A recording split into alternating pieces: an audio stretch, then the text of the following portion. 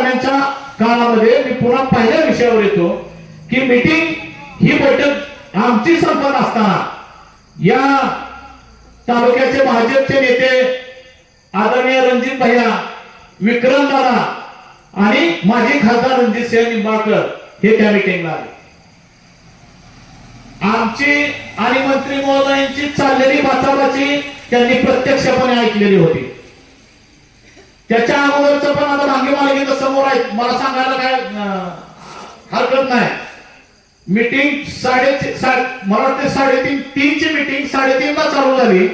3:30ला meeting चालू झाल्यानंतर तुमच्या तालुक्याचे आमदार नारायण आबा मीटिंगला आले, बसल्यासारखं केलं, मीटिंगला तिथं आलेल्याची सही केली आणि 5व्या मिनिटाला नारायण आबा मीटिंग मधून निघून गेले. काय निलेशांना बरोबर आहे का? बरणे मामा बी गेले. बर्णे मामांची बी तशीच कंडिशन. बर्णे मामाने सुद्धा मीटिंगला सही केली आणि मला म्हणले आता अधिवेशनाची लक्षवेधी लागली, मी चाललो. ही दोघही की बाबा आज ही लोकप्रतिनिधी आहेत, यांच्याकडे डिसिजन मेकिंग पॉवर आहे. ह्या माणसांनी जर आपल्याकडे पाठ फिरवली तर आपण न्याय कुणाकडे मागायचा,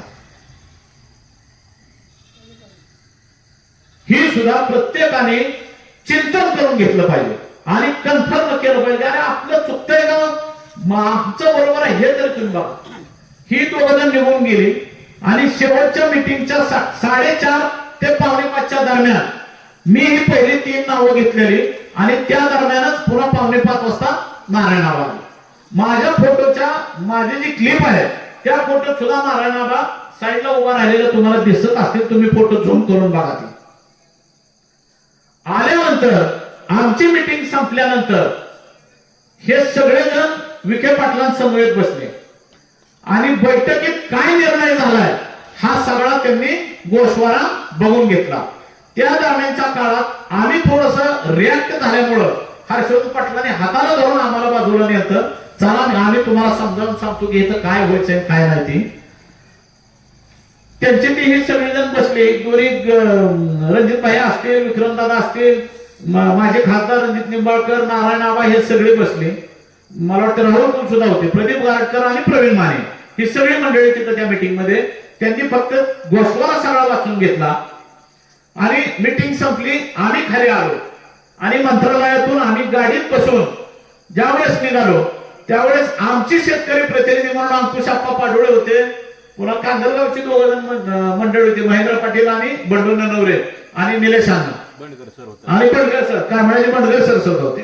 आमचा गाडीत असा हिला कारण आजची मीटिंग मात्र आपल्या शेतकऱ्यांच्या विरोधातली मीटिंग आहे आणि यातून मात्र हे उजनी पर्यटन झाल्याशिवाय शासन सोडणार नाही असं दिसतंय आणि कायद्याच्या बडला ठेवून आज शासन आपल्या जमिनी घेणार आहे एवढं मात्र निश्चित आहे हे आम्हाला त्या मीटिंग मधून समजलं होतं. त्यामुळे आम्ही प्रचंड कमालीचा नाराज झालो.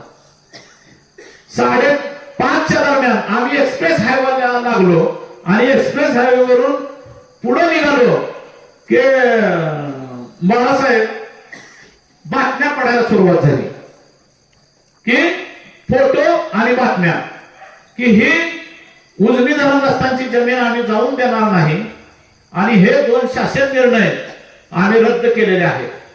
अशा इथल्या नेत्यांनी सगळ्या बातम्या त्या दिवशी संध्याकाळी ज्याला फोटो सहित फिरवल्या. मग आमच्या अशा अवस्था झाली की आता काय ही लोकप्रतिनिधी ही सगळी किती खोटं बोलते ती आणि श्रेयवादासाठी एवढं सगळं करते ती की खरं काय चाललंय मंत्रालयात ती वेगळंच आहे आणि हिथं आपल्याला ह्या सगळ्या शेतकरी बांधवांना जे सांगायचंय ती वेगळं सांगितलं जात आहे. त्यात तर 1-2 लाईन अशा होत्या की जिल्हा परिषद पंचायत समितीच्या निवडणुकीमध्ये आम्ही जे दिलेलं ठोस आश्वासन आहे त्या आश्वासनाची पूर्तता केली ही वाक्य आहे त्या बातमीत. तुम्ही बघा त्या हे बाबतीत सुद्धा ह्याच्यावर मात्र सगळ्यांनी चिंतन करायला पाहिजे की कुणी कोणत्या नेत्याबरोबर असतील त्याच्याशी आम्हाला दुमत नाही, पण वास्तव कुठे काय चाललंय हे पण तुम्हाला माहित असलं पाहिजे की अन्न फक्त बांधण्यात अर्थ नाही काय. आणि जे आपल्याला कुणाला आपण त्यांना नेते म्हणतो ते आपल्याला सगळ्याला ग्रहित झालेलं असतं. त्यांनी ही काय करतील, हे आपलीच आहे ती, चला ग्रहित करून हे सगळं नेते मंडळींचं काम आहे. आणि कुठल्याही जे आज हे सगळे तालुक्याचे नेते आहेत, चालूचे आमदार असतील किंवा माझे आमदार असतील, ह्यांचा कोणाचाही ह्या उजनी प्रकल्प उजनी पर्यटन केंद्र करायला अजिबात विरोध नाही. सगळी सहमत सगळी सहमत आहे. या बाबतीत तुम्ही मागच्या 8 दिवसापूर्वीचं अधिवेशनाचं जर कामकाज बघितलं तर 35 मिनिटाची एक लक्षवेधी लागलेली होती आणि त्या 35 मिनिटांमध्ये विधान परिषदेचे आमदार रणजितसिंह मोहिते पाटलांनी आवर्जून सांगितलेलं आहे की 250 कोटी रुपये गेले 1.5 वर्ष झालं शासनाने उजनी पर्यटनासाठी मंजूर केलेले आहेत, पण ते पेंडिंग आहे. त्या पैशाचा विनियोग लवकर करा आणि शासनाचा महसूल वाढवा. म्हणजे उजनीचं पर्यटन करा ही त्यांची मोहिते पाटलांची भूमिका आहे. उजनीचं पर्यटन करा ही चालू आमदार अभिजित पाटलांची भूमिका आहे. उजनीचं पर्यटन करा ही आता भाजपमध्ये गेलेले रणजित भायांची भूमिका आहे. मग ह्याला विरोध करणार कोणी? तुमच्या जमिनी ज्या वेळेस जायला लागलेल्या आहेत, आमच्या जमिनी ज्या वेळेस जायला लागल्या, परवा दिवशी मागच्या 4 दिवसापूर्वी आमच्या जमिनी गुन्हे आलेल्या खात्याकडनं आम्हाला नोटीस आल्या. नोटीस